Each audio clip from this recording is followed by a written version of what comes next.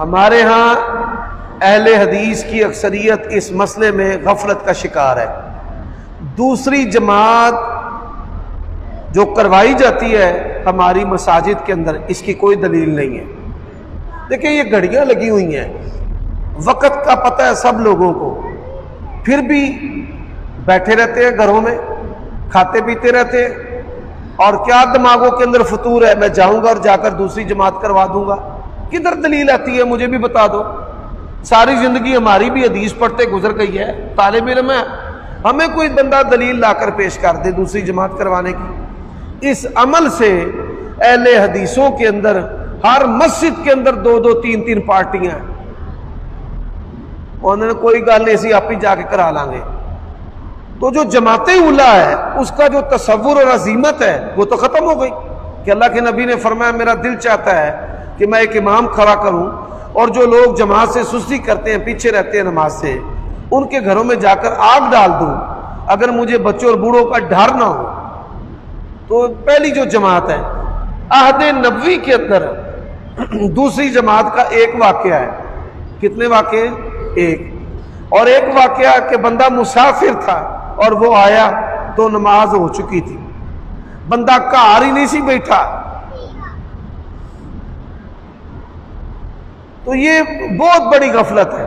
ہم تو اپنی مسجد میں دوسری جماعت نہیں کروانے دیتے، پہلی دفعہ کروا لی ہے اس نے، اگر وہ دوسری دفعہ جماعت کروا رہا ہے تو میں تو اس کی بڑی گرفت کرتا ہوں، پکڑ کرتا ہوں، اسے کہتا ہوں بھائی لاؤ دلیل کدھر ہے؟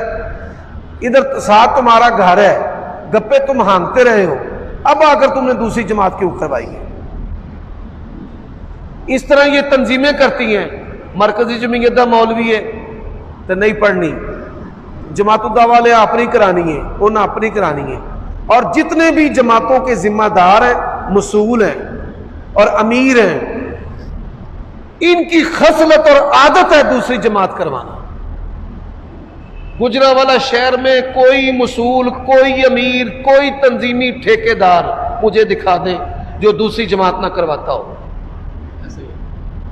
مسجدوں کے پاس دفتر ہیں، مسجدوں میں نہیں جاتے، دین کا ٹھیکہ اٹھایا ہوا ہے، چھت کو سر دیا ہوا ہے، موڈا دیتا ہے کہ میں بڑا ٹھیکیدار ہوں، جس کے اندر نماز اور جماعت اولیاء کی پابندی نہیں، ایک ککھ جنہ بھی وہ دیندار نہیں۔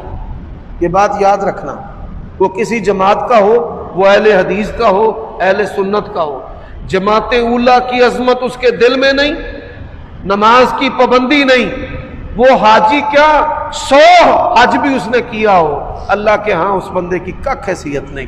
ان اہم امورکم عند الصلاۃ، عمر بن خطاب رضی اللہ تعالیٰ عنہ کہتے ہیں کہ تمہارے تمام کاموں میں سے سب سے اہم کام جو ہے وہ نماز ہے، وہ نماز ہے۔